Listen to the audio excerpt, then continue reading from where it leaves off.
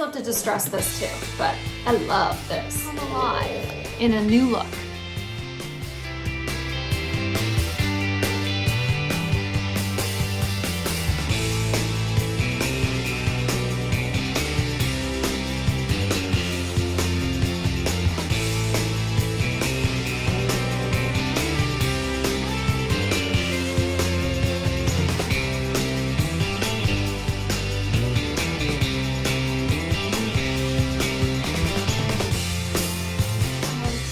Very sweet, and I usually bring biscuit down here to do my sign off. Well, tonight I'm going to bring bacon. Hi everyone, it's Bethany from Madeline Jean Antiques Restoration. In today's video, I'm not doing a tutorial, but I'm sharing with you probably the coolest find ever that I have found thrifting at the Goodwill. I haven't talked about it. I've never really, I don't think I've even shown it to anybody. I just don't know what to do with it, and I haven't researched it enough, and I want to share it now with you because I think it would generate some interest, and I kind of need the public's help to find the origin of where this originated for. It has a lot of information. So I'm not gonna beat around the bush here. I'm gonna share it with you, and then we're gonna go on a little scavenger hunt, you and I, yes, and we're gonna try and figure out maybe who this belongs to. So, hold on. Okay, so here's an important thing at the Goodwill.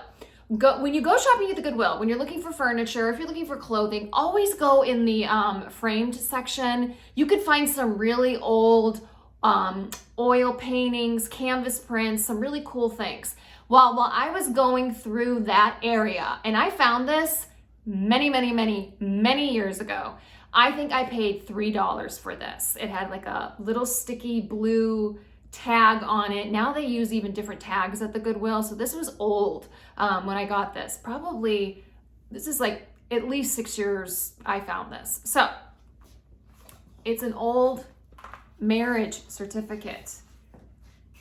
How old is this? It's phenomenal. There's a stamp on here, a stamp on this wedding certificate that's dated November 15th, 1866. 1866. It has all the information of the groom, the bride, where they got married, who the minister was, and he signed it, and it says this 15th day of November in the year of our Lord, 1866. This is so old, and it's so cool, and I want to research these people, the bride and groom, and see if I can find, I don't know, some relatives, lineage, something. I think it would be kind of fun to kind of research this. I've never done this before. It just sits down here in my basement with my staging materials. I used to have it hung up in my old apartment, and since I moved in my house 2 years ago, it's just been sitting down here. And I'm like, I think people would find this interesting. So what we're gonna do is I'm gonna bust out my laptop, and we're going to research the bride and groom and see if we can find any information about these people, because I just think it's pretty cool. And then I'm gonna do a close-up of this. I'm noticing my ring light is doing an awful reflection in it. So let's figure out who, oh, the groom's name is James, and the bride's name is Mary. James and Mary. Let's see who they are. Okay, everyone, here's the stamp close-up. You can see the dates on it. November 15th, 1866. It's a 5-cent stamp. And then I'm trying to do a close-up of the certificate without glare on the glass. So hopefully this can be read. So it says that James I think it's Mayham, Mayham, I think, of Virginia City. Is it, what am I reading here? Something territory, Montana territory, I think, in the state of blank, because it was just a territory, and Mary E. Brewster of Gilbo, Gilbo in the state of New York were by me joined together in holy matrimony on the 15th day of November in the year of our Lord, 1866, and it's signed by the minister of the, ooh, I can't read that. The minister of the gospel, I think, minister of the gospel, and we just have his or her initials, W.H. Mickle. So there you go. Pretty cool. And I'm just noticing that that's at Montana territory. I never picked that up.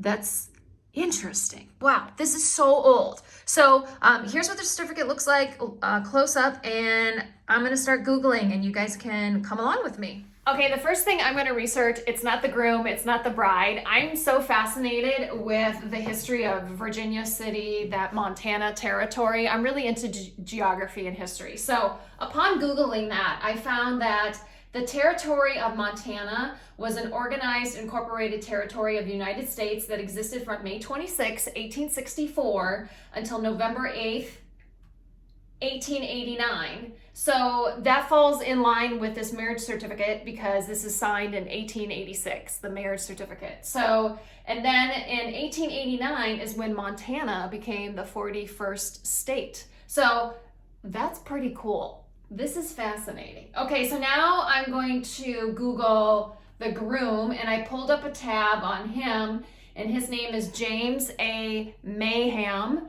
And when I pulled him up, the second article option that came up is Mary E. Brewster Mayhem, his bride, and it's Find a Grave.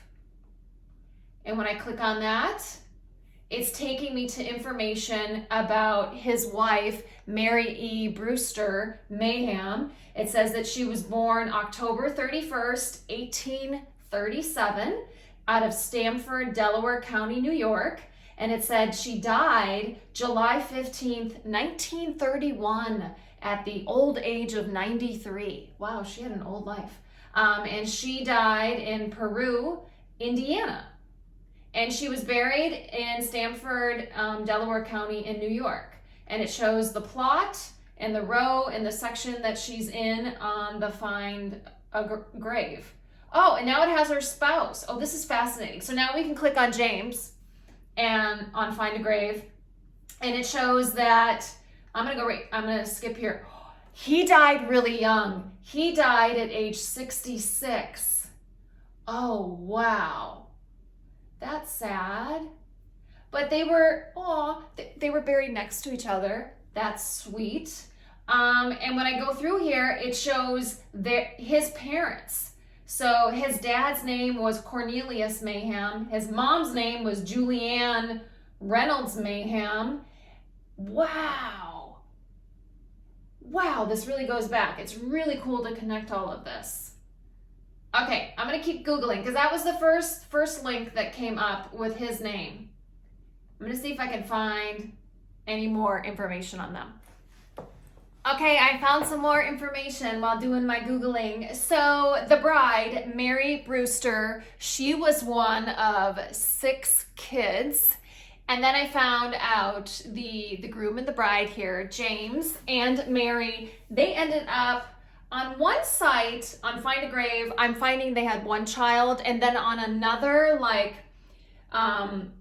site, it says that they had 2 children, but they don't have the name or the death date of the second child. So I don't know the information on their second child, but the one child that they have a lot of information on is a daughter that they named Harriet Arbel Amelia. They called her Belle. Oh, that's so cute. Belle Mayhem. And she was born in 1868, so 2 years after they got married, they had their first child. And she died at the age of 85 in Indiana. And then it shows that their daughter had a daughter, and they named, she named it Mabel. I love these old names. Mabel. I've always loved that name. Mabel. And so that would be Mary's granddaughter here. Mabel was born in 1888 and lived till 1973. What I'm trying to do, if I would find, it would be so cool if I could find a living relative. I would love to give a piece like this to a living family member of theirs. So if anybody keeps helping me search here, I would love it. So I find this so fascinating. I'm really into this stuff. And then Mabel, I'm finding Mabel died in 1973 at the age of 84. That's the granddaughter. And then it runs out. I don't see any children of Mabel's. There could be. You run into these roadblocks, and then you got to kind of start researching other family members. So I'm going to keep at it a little bit more. And if you find this fascinating, please let me know. Okay, this is interesting. I dived a little deeper on Mabel. So Mabel is the granddaughter of James and Mary here. So when I looked up Mabel, I looked at her mom. So Belle is the daughter of James and Mary. So Belle, I found her headstone. It looks like this. Man, just the information you can find. Insane. So on another site, I just found that a clear picture of that headstone that I just showed you.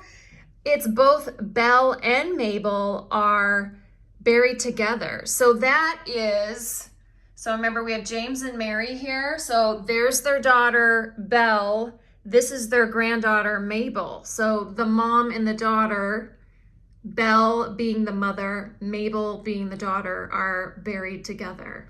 Oh, that is so, oh, that's just so sweet.